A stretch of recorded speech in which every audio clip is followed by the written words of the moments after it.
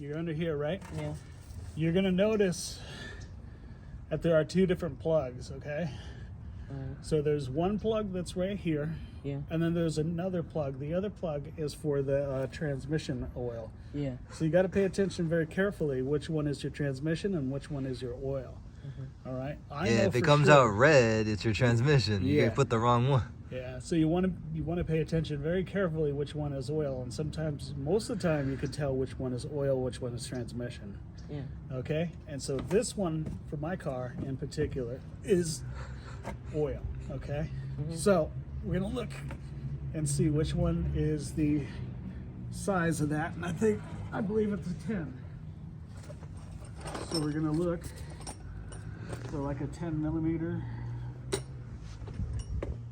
Also want to make sure you have plenty of the right fittings, because if you don't have the right fittings, you're gonna be kind of screwed out of luck. Okay, so make sure you have all the right fittings. Yeah. Just test. Yeah, fit it up in there, test to see if it's the right one. So the way to do that is get under here, get where that thing is, and just see if you can wiggle it in there. If you cannot wiggle it in there, then that's not the right one.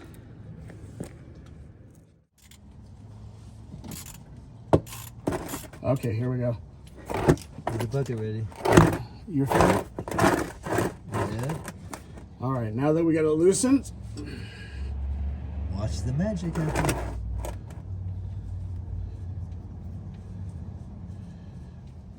Let it up.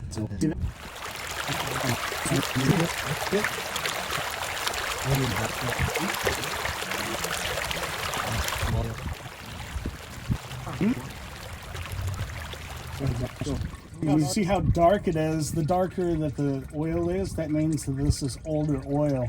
Dirty, And this is the reason why you want to change your oil every 3,000 to 6,000 miles. Newer vehicles, you can change them every 100,000 to 300,000 miles. But just make sure that you change your oil. Because it's always better to change it.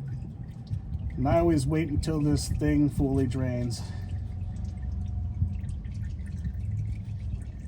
Now, while we're under here, Darius, look around here. You can also note, you can also see that we have some oil drippage around here, which tells me that there's a leak underneath. So what that tells me is that this car is leaking. Could be a hose, right? Could be a hose. It could also be bell housing, or it could also be the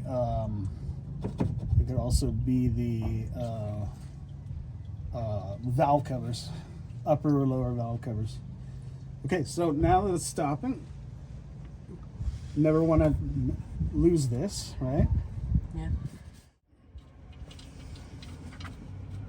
So take the oil out. Huh? Yep, go ahead and pull that out. Okay. Now that that is done, That's 5 quarts. 5 quarts is crazy. actually, technically, what was in here, it was not necessarily 5 quarts. That could have been less than 5 quarts. Well, yeah, it could be, yeah. It could have been. Okay. Now, I got a question for you, Darius. Yeah. Now that we have just drained all of that oil, Yeah, come and we back put the under. plug back, are we done? No. We're not done, correct. What do we have to do now? We have to add some oil. We're still underneath the car. What do we need to do underneath the car? Oh, we have to tighten the screw back. We have to tighten the screw back. So Yes. when you tighten the screw back, What's the rule? the rule is that you want to hand tighten it. You don't want to over tighten it. Why? So just like today, you were trying hard to unscrew it. So right now we're going lefty loosey, right? You want to go the So opposite. now we're going to go the opposite of lefty loosey, which is righty tighty. Okay. So now we're going to take this, and before we actually tighten it, hand tighten, we're going to make sure we can't tighten it with our hand. Now we're going to put the ratchet on. Yeah. And then we're going to tighten it, but we're not going to over tighten it. And the reason why is if we over tighten it, we're going to end up stripping the bolt. Yeah. And okay, so what we're going to do, my gloves are a little bit slick. Okay, I'm going to even give you a chance to do it a little bit. But I want to take a little chance at it too. Just enough to where you can be like, okay, well, it's done, right? Yeah. So why don't you give that a stab? Okay, I don't want to hear you grunting or anything like that. I just want to see that you're, okay? If you can't push it any further, that's it. It looks like it's about, yeah. All right? So you can't move any further, right? That's it. You're done. Don't go, okay, so it's done. It's done. There should be absolutely no leaks. The other thing you should be doing is cleaning up underneath this area so everything is perfectly clean. Yeah. Right? Sturdy. Yeah. All right. Take this out. Okay. Now, is this like a high mileage filter? Let's take a. It's an extended life. Is that when you're changing the oil filters, you also want to change the filter. These like the O-ring or whatever it's the called? O-ring. Yeah. You want to change these O-rings out. But what we're gonna do is, just in case this one does not come with an O-ring, we're gonna hold on to this O-ring. Because what happens is, if you do not have this O-ring, or It's if gonna you leak, have right? a expired O-ring and it has holes or cuts or anything like that, it will actually leak. Okay? Yeah. So that's one thing you don't want to do. So we pull it open and we see that there's another O-ring. Also, these O-rings might be the wrong size. That's why I always keep the O-ring for the other side. Okay? Yeah. Which side does it go on? What side do you think? This side. Correct. Put it on. Okay. Don't force it on. Just, you gotta hear it click. You hear the click? Yeah. Good job. All right. Now, next step is we're gonna take this new O-ring.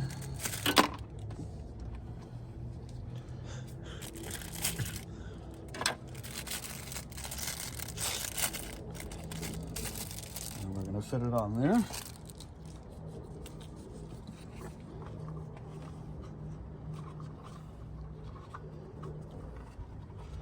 And it goes on the very bottom of this.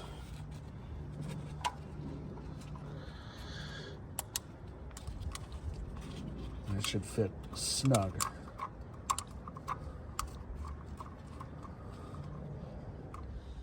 And there you go. You take Nice a look. and snug, yes. That's the O-ring right there. It should go just like that. It should fit perfectly. It should not be loose at all. If it's loose, you have an issue, okay?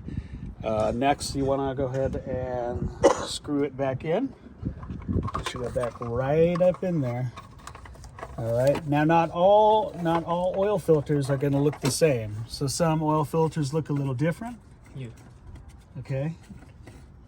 Hand tighten it and then you go in. Yeah. So you hand tighten it first.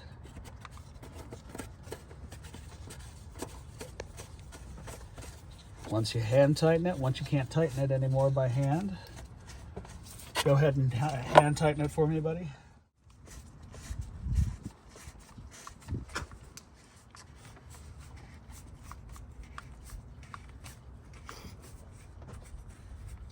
Yeah, that's all I can do. Is that as far as you can go? Yeah. Okay, good. All right. Remember, lefty to loosey, righty tighty, right? Yeah. All right. So now what we're going to do is, it's the same concept with this. You want to just give it like as much foot-pounds as you can with your own hand. You don't want to have it too tight. So right now I'm tightening it with my wrench until I cannot go any further. Okay. Notice I did not need to pull any of this off.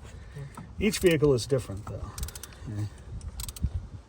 Okay, so I can't go any further. Why don't you get that a little fill for yourself? Feel that? See if you can go any further. Yeah. No. Can't go any further. Yeah, don't over tighten it, because if you over tighten it, you're gonna strip something. You're gonna make something leak. We're gonna give it one more once over. We're good. Remember, you don't want any. Okay, now I'm very super conscientious. I've made this mistake once before. Yeah. Anybody can make it, especially if you've only done the oil change once or never before, right? Look underneath the vehicle and tell me if that nut is inside it is actually bolted into the thing, please.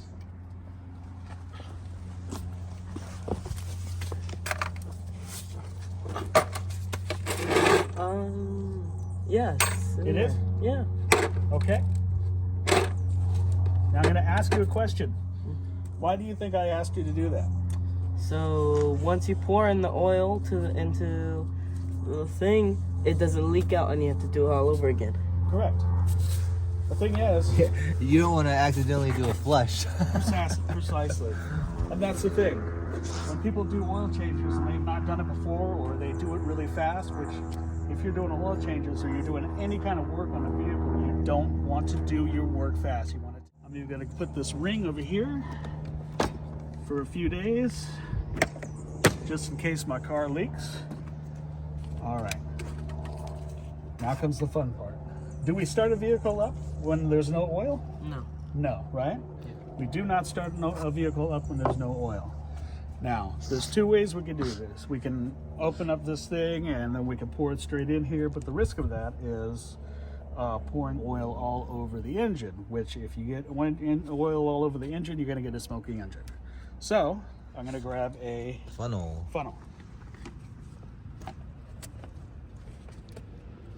All right. Now we got the oil going. Oil going. Oil The going. funnel. We got the funnel inside there.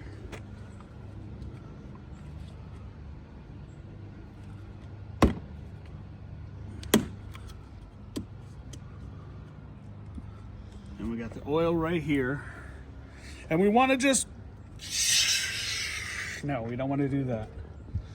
Yeah, unless it's your crazy ex putting oil in your Yeah. car. See how nice and clean it looks? See how nice and clean that looks? Yeah. All right. You want to just let her drink this oil.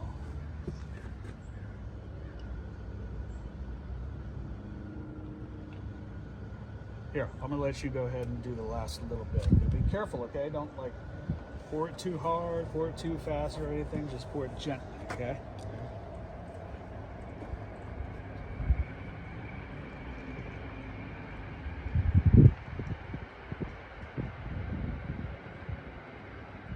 Perfect. You see how you did that? You don't want to go too fast. You don't want to go like too slow. You want to just go right, okay? You don't want to force it in there. Okay. Now that it's all done, go ahead and pull it out. Closing it back up. Closing it back up, sure. Okay. So before we close it back up, obviously we take this out, right? Yeah. We take that out. Oh, the other mistake you can make is leaving this off. And what happens when you leave this off? Oil comes out. Oil And then comes when out. Oil comes out and gets on your engine, you get a smoky engine. Precisely. Make sure, and this happens to a lot of novice mechanics. This happens to a lot of mechanics that are in a hurry. So make sure you tighten everything up. And on that note, before we check the oil, you want to get the engine running for a few minutes. Get it heat it up a little bit, right? Yeah, you want to heat it up for 10 seconds. And then check the dipstick, right?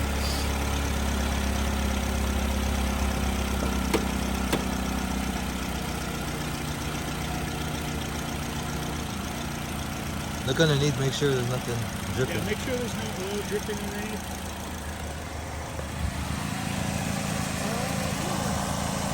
It's just the old oil. Yeah. Okay. Okay, that was roughly 10 seconds. The reason why you want to get the engine oil running for a little bit before you check the oil is because you want it to siphon through the engine. Yeah. Otherwise, if it's just sitting in there and it's brand new, you're not siphoning anything, right? Mm-hmm. Okay. So now that it's been sitting in there or now that we ran it for 10 seconds, we're going to check the dipstick. Okay. Make sure the level is correct, right? Yeah. You want to make sure that, actually, you know what? Before we even do that, we should actually we should actually back this up. Make it level. Yeah, make the car level. So before we do anything with moving a vehicle, as you know, I'm very cautious and very safe, which as a mechanic or you do anything with your vehicle, I want you to be as safe as I am, okay? Yeah. So, knowing that I have safety precautions all over this vehicle, we're going to walk around this vehicle before moving it, correct? Yeah. All right. So we're going to walk around the vehicle, we're going to take a look, and I'm going to stop right here already, right? Because what do I see? I see chocks already, right? Yeah. So I'm going to go ahead and pull this chalk out. I've made the mistake of accidentally forgetting to pull the chalk out before, and I ran over my chalks before. So this is the reason why I'm telling you these kinds of things. But always chalk your vehicle up. Yeah. Okay, make sure you have all safety measures. It doesn't matter. Have as many safety measures as you want, because you don't want nothing happening to your vehicle. Yeah. Okay, including walking around your vehicle. All right, why don't you take out the other one? Okay.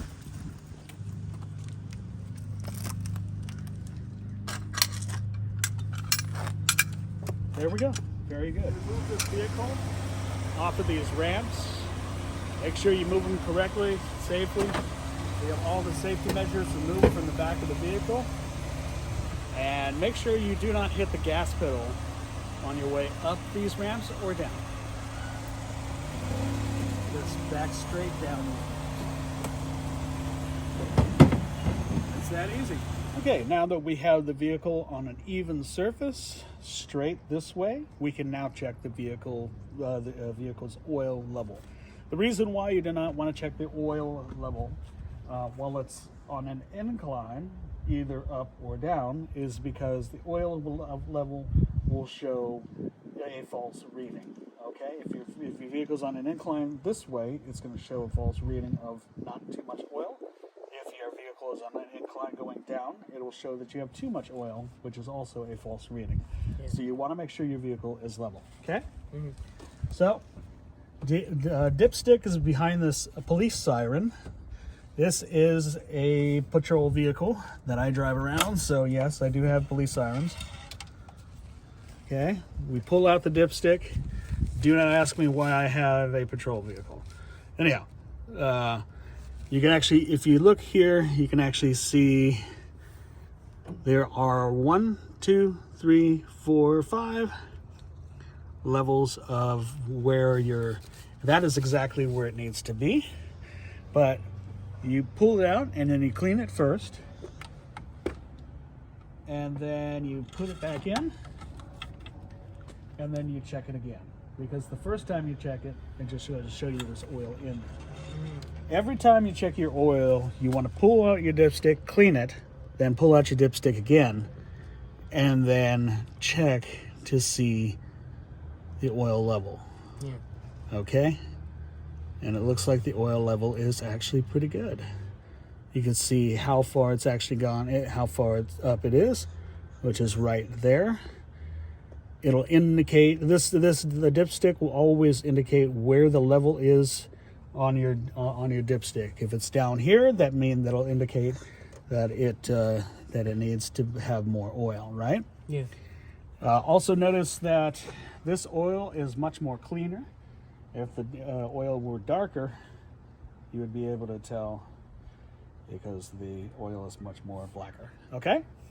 Yeah. Now, I'm going to go ahead and have you do it so that you can experience doing this for yourself, okay? Yeah. Like that.